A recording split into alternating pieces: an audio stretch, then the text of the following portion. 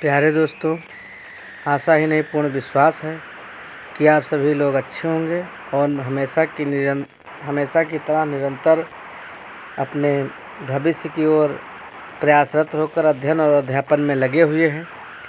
आज हम आप लोगों को भारत के इतिहास में जो भारत का संपूर्ण इतिहास है वह उसमें मुग़लों का जब आगमन हुआ तो उसमें जो 1530 से 1556 ईस्वी के मध्य जो हुमायूं आया, तो इसका जब कार्यकाल आया तो इसने क्या क्या कौन कौन से सराहनीय कार्य किए और कौन कौन से इसके तात्कालिक प्रभाव हुए और कौन कौन से इसने जो है आक्रमण किया और किस प्रकार का युद्ध किया और कहाँ पे युद्ध किया और इसका संघर्ष शेर खां से संघर्ष कैसे हुआ, चौसा का युद्ध किस प्रकार से लड़ा गया, बिलग्राम की लड़ाई जो कि 17 मई 1540 ईस्वी को हुई और हुमायूं द्वारा पुनः राज्य की प्राप्ति और मच्छीवार का युद्ध जो कि 15 मई 1555 ईस्वी में हुआ,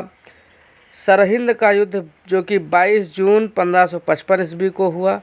इन सब चीज़ों के बारे में अर्श से फर्श तक आपको जानकारी दिलाएंगे और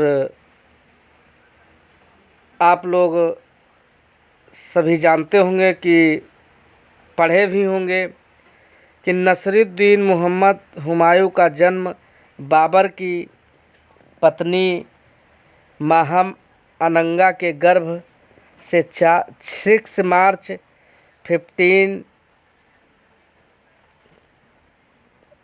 जो कि 1530 से 1556 ईस्वी में जो कि हुमायूं का कार्यकाल कहा जाता है। तो इसमें सर्वप्रथम जानेंगे कि इसका जन्म 6 मार्च 1508 ईस्वी को काबुल में हुआ था।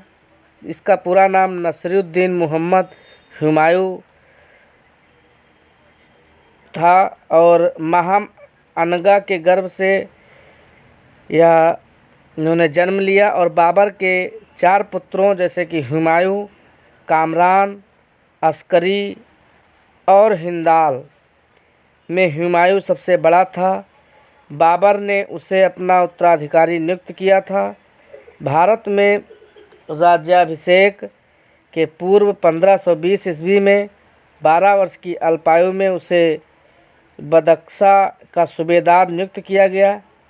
बदख्शा के सूबेदार के रूप में हुमायूं ने भारत के उन सभी अभियानों में भाग लिया जिनका नेतृत्व बाबर ने किया और 1529 ईस्वी में हुमायूं बदख्शा की सूबेदारी त्याग कर आगरा आ गया, जहां पर बाबर की मृत्यु के बाद 30 दिसंबर 1530 ईस्वी को 23 वर्ष की आयु में उसका हुमायूं का राज्याभिषेक किया गया।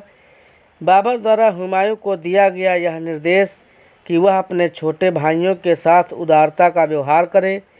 हुमायूं ने कामरान को काबुल, कंधार एवं पंजाब की सूबेदारी, अस्करी को संभल की सूबेदारी एवं हिंदाल को अलवर की सूबेदारी प्रदान की। साम्राज्य का इस तरह से किया गया विभाजन हुमायूं की भयंकर भूलों में से एक था, जिसके कारण उसे अनेक आंतरिक कठिनाइयों का सामना करना पड़ा और कालांतर में हुमायूं के भाइयों ने उसका साथ नहीं दिया। तत्पश्चात उसने वास्तव में अविवेकपूर्ण ढंग से किया गया साम्राज्य का विभाजन कालांतर में हुमायूं के लिए घातक सिद्ध हुआ। यद्यपि उसके सबसे प्रबल शत्रु अफगान थे, किंतु भाइयों का असहयोग और हुमायूं की कुछ वैयक्तिक कमजोरियों उसकी असफलता का कारण सिद्ध हुई। अब आता है हुमायूं का सैन्य अभियान, कालिंजर का आक्रमण। हुमायूं को कालिंजर अभियान गुजरात के शासक बहादुर शाह की बढ़ती हुई शक्ति को रोकने के लिए करना पड़ा। कालिंजर पर आक्रमण हुमायूं का पहला आक्रमण था। कालिंजर के किले पर आक्रमण के समय ही उसे यह सूचना मिली कि अफगान सरदार महमूद लोदी बिहार से जौनपुर की ओर बढ़ रहा है और उसे किले का घेरा उठाकर जौनपुर की ओर मुड़ना पड़ा। नेक्स्ट ईस्वी में आता है दोहरिया का युद्ध।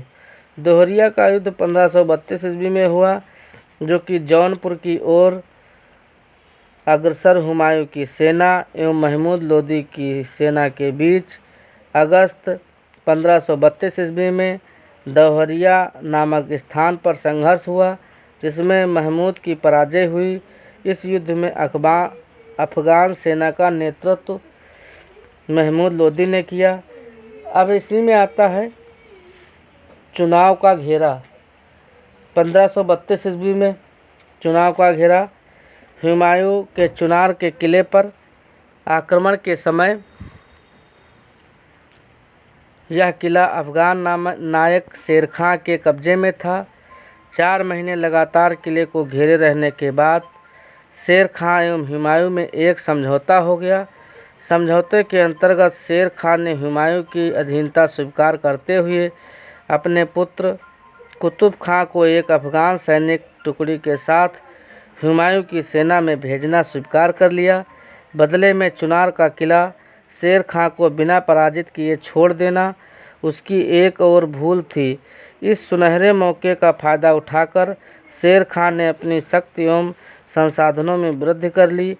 दूसरी तरफ हुमायूं ने इस बीच अपने धन का अपव्यय किया और 1533 ईस्वी में हुमायूं ने दिल्ली में दीन पनाह नाम के एक विशाल दुर्ग का निर्माण करवाया, जिसका उद्देश्य था मित्र एवं शत्रु को प्रभावित करना। इस प्रकार से 1534 ईस्वी में बिहार से मोहम्मद जमान मिर्ज़ा एवं मोहम्मद सुल्तान मिर्ज़ा के विद्रोह को हुमायूं ने सफलतापूर्वक से दबाया। और इस प्रकार से नेक्स्ट आता है इसी में कि बहादुर शाह से युद्ध। तो बहादुर शाह से युद्ध जो है वो 1535 से 1536 ईस्वी में हुआ।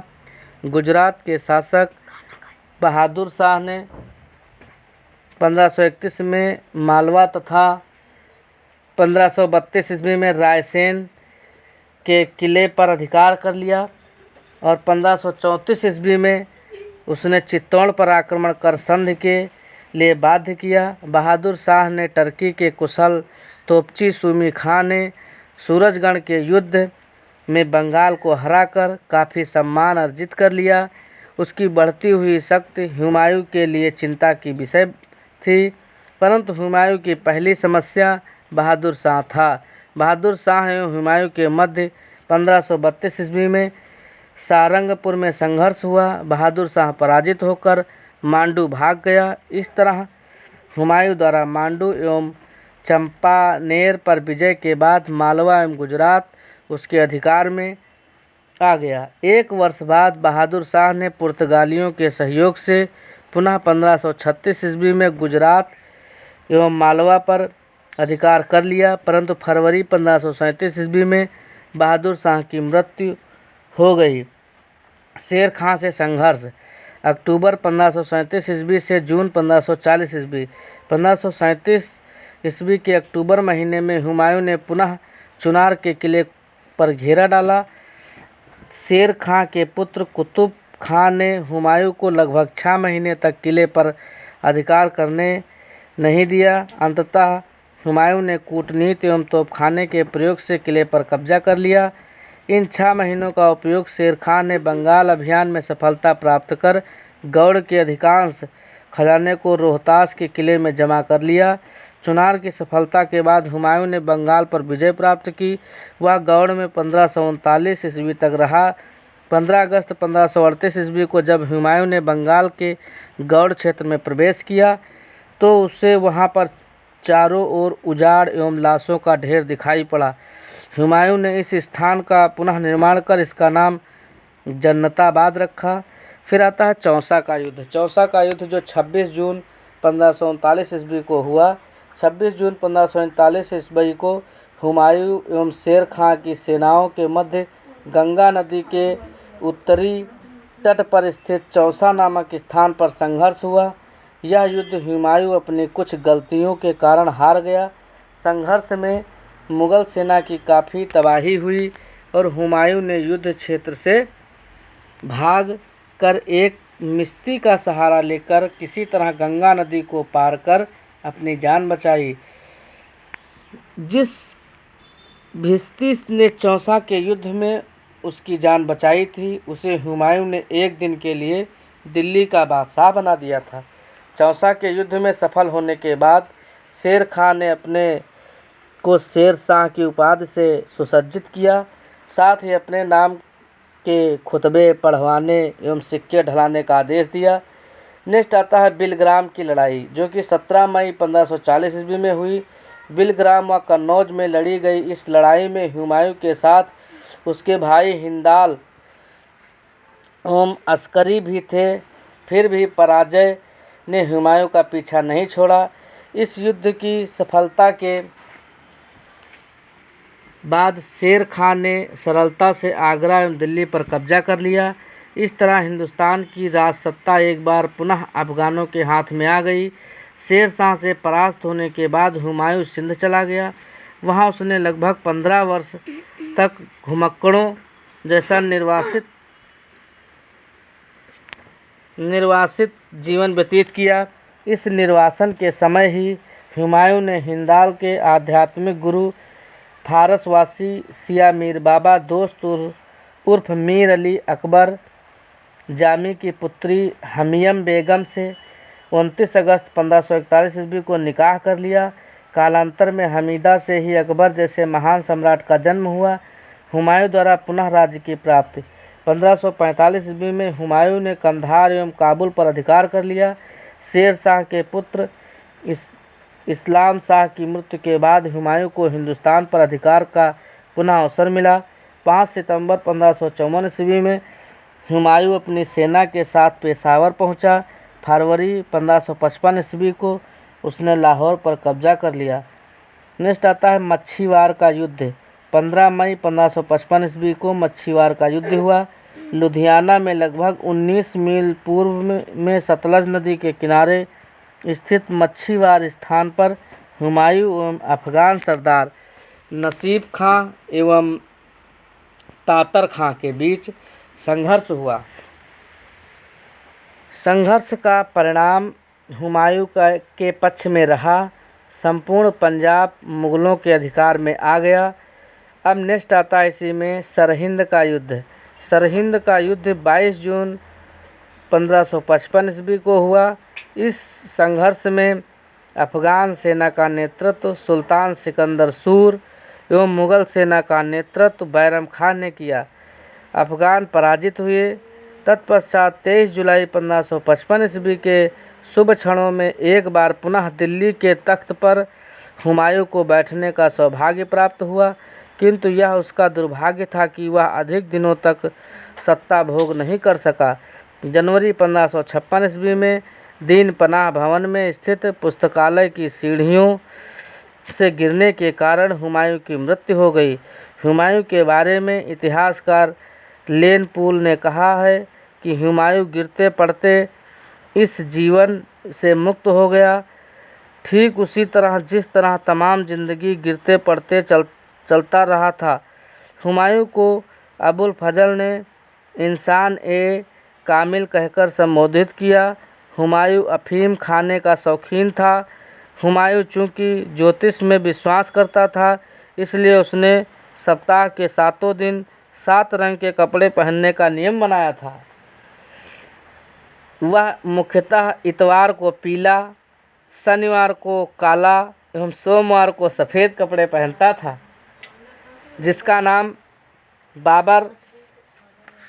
नाम हुमायूं था और 1530 से 1556 में आया और यह बाबर के तत्पश्चात इसका कार्यकाल आया। हुमायूं का जो कि बहुत ही ज्योतिषी में विश्वास रखता था और उसने सप्ताह के 7 दिन 7 रंग के कपड़े पहनने का नियम बनाया था। वह मुख्यतः इतवार को पीला कपड़ा, शनिवार को काला कपड़ा एवं सोमवार को सफ़ेद कपड़े पहनता था। सरहिंद का युद्ध 22 जून 1555 ईस्वी में हुआ। मच्छीवार का युद्ध 15 मई 1555 में हुआ और हुमायूं द्वारा पुनः राज्य की प्राप्ति। दौहरिया का युद्ध 1532 ईस्वी में हुआ और चौसा का युद्ध 26 जून 1539 में हुआ। इस प्रकार से बिलग्राम की लड़ाई भी 17 मई 1540 ईस्वी को हुई। बहादुर शाह से युद्ध 1535 से 1536 ईस्वी के बीच हुई। इस प्रकार से आपका हुमायूं जो है एक मुग़ल शासक के रूप में जाना जाता है। जय हिंद, जय भारत।